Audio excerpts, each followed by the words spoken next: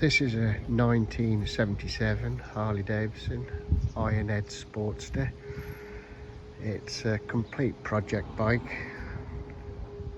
It's got matching numbers, frame and engine.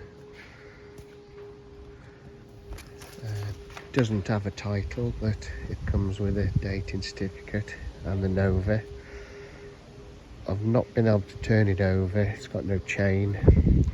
Starter motor isn't working because there's no wires, so it needs wires sorting out. I can't select the gears, so it's a project. It'll need a strip down.